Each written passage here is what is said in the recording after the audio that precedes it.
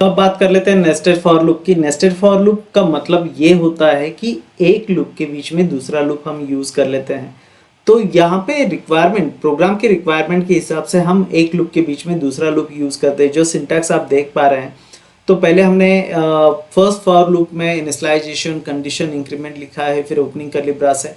उसके बीच में तुरंत हमने फॉर लूप में फिर से इनिशियलाइजेशन, कंडीशन, इंक्रीमेंट लिखा हुआ है। नेस्टेड फॉर लूप का जो सिंटैक्स है सेम ही होता है, जैसे हम एक लूप लिखते हैं और दूसरा लूप लिखते हैं।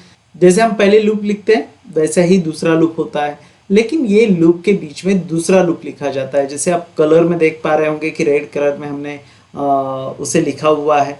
फर्स्ट लूप के बीच में मतलब ओपनिंग कर्ली ब्रास और यहाँ पे क्लोजिंग कर्ली ब्रास है, वहाँ पे उसके बीच में हमने दूसरा लूप लिखा हुआ है। इसका एक एग्जांपल देख लेते हैं कि फॉर लूप किस तरह से एग्जीक्यूट होता है सी प्रोग्रामिंग में और किस तरह से हम इसे लिख सकते हैं।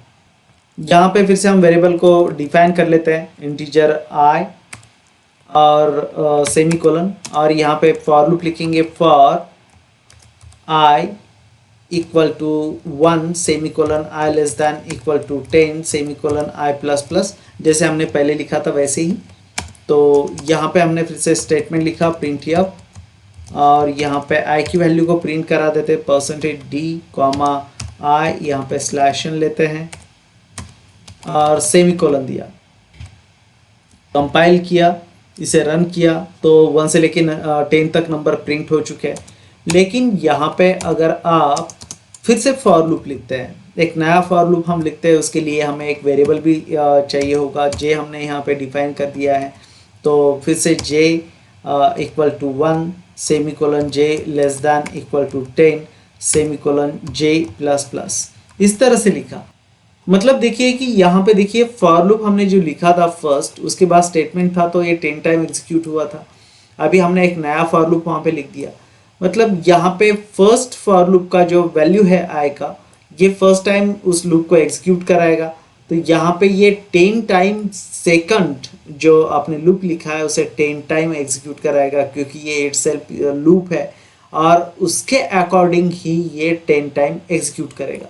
फिर से ये वापस लूप में जाएगा, आई का वैल्यू 2 हो जाएगा, फिर ये 10 टाइम एग्जीक्यूट करेगा, यानी इस स्टेटमेंट को 10 टाइम एग्जीक्यूट कराएगा। फिर से आई का वैल्यू 3 हो जाएगा, फिर से ये 10 टाइम एग्जीक्यूट कराएगा, और फिर यहाँ पे ये 10 टाइम एग्जीक्यूट कराएगा। तो ये सिलसिला तब तक चलेगा जब तक कि ये कंडीशन फॉल्स नहीं हो जाती। मतलब ये स्टेटमेंट आप 10 टाइम एग्जीक्यूट नहीं होने वाली, ये 100 टाइम एग्जीक्यूट होने वाली है। तो इसे कंपाइल करते हैं, रन करते हैं, तो देखेंगे कि आपने आई का वैल्यू पहले 1 था, तो उस स्टेटमेंट को 1 यानी 10 टाइम एग्जीक्यूट हुआ। फिर ये 2 वाला जो कोड है यहाँ पे जो दिखाई दे रहा है आपको, ये 10 टाइम एग्जीक्यूट हुआ। फिर 3 जो दिख रहा है आपको 3 जो प्रिंट किया, ये फिर से 10 टाइम एग्जीक्यूट हुआ। फिर 4 5 जो दिखाई दे रहा है, ये इस तरह से एग्जीक्यूट हुआ है। अगर आप जे की वैल्यू प्रिंट करते हैं तो सेम वो यहाँ पे दिखाएगा।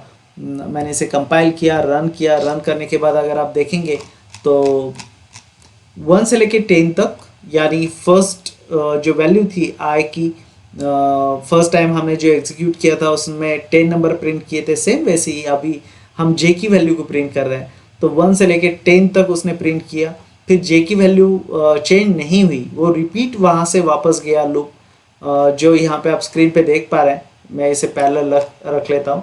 तो यहाँ पे 10 नंबर प्रिंट होने के बाद ये लूप वापस जाएगा यहाँ पे, और फिर से आई का जो वैल्यू है 2 हो जाएगा, फिर नीचे आएगा।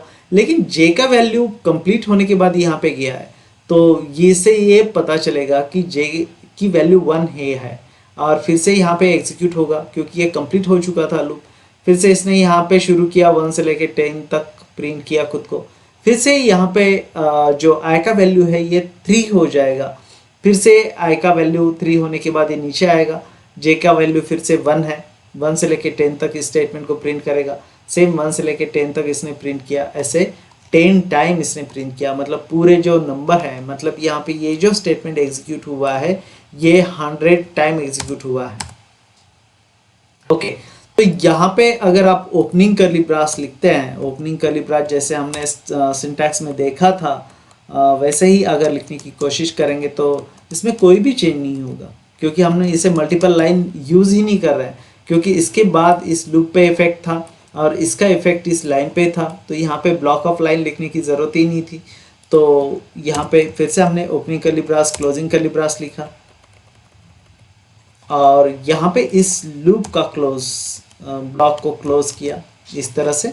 तो जो सिंटैक्स में हमने देखा है सेम वैसे ही यहाँ पे लिखा है। इसे कंपाइल किया, रन करने के बाद अगर आप देखेंगे तो ये आउटपुट आपके सामने है 1 से लेके 10, फिर 1 से लेके 10, ये इस तरह से उसने 10 टाइम खुद को प्रिंट किया है।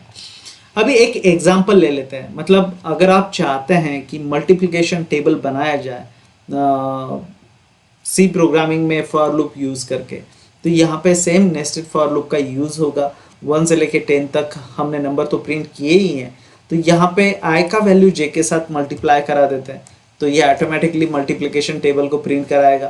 कंपाइल किया, रन करने के बाद अगर हम फर्स्ट नंबर को देखेंगे यहाँ पे, तो 1 से लेके 10 है, फिर उसके बाद यहाँ पे 2 से लेके 20 है, मतलब ये 2 का मल्टीप्लिकेशन टेबल है।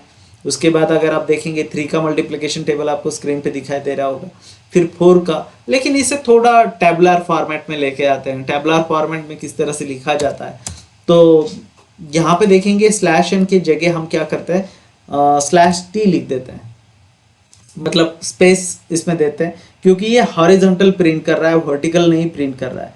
तो अभी अगर आप कंपाइल करने के बाद रन करते हैं, तो यहाँ पे 1 से लेके इसने 10 तक तो प्रिंट किया, फिर उसके बाद यहाँ पे थोड़ा मिसमैच हो गया। इसके बाद देखेंगे तो 4, 6, 8, 10, 12 इस तरह से प्रिंट किया, ये प्रॉपर प्रिंट नहीं हुआ है। तो हम इसे 1 से लेके 10 तक प्रिंट होने के बाद स्लैश यन दे देते हैं, मतलब इस लूप में वो नहीं आएगा। तो हम यहाँ पे इंटर करेंगे और फिर ये जब लूप से बाहर निकलेगा तो 10 नंबर प्रिंट करने के बाद स्लैश यन करेंगे, डबल इनवर्टेड कॉमा में नेक्स्ट लाइन दे देते हैं स्लैश यन और यहाँ पे देते हैं सेमीकोलन। यानी ये जो लूप है यहाँ पे, इसका काम खत्म होने के बाद, यानी 10 नंबर को प्रिंट करने के बाद ये जब नीचे आएगा तो वो फिर से न्यू लाइन में शुरू करेगा, फिर यहाँ पे आएगा, फिर 10 नंबर प्रिंट करेगा, फिर न्यू लाइन में शुरू करेगा। इस तरह से ये प्रोसेस शुरू रहेगी।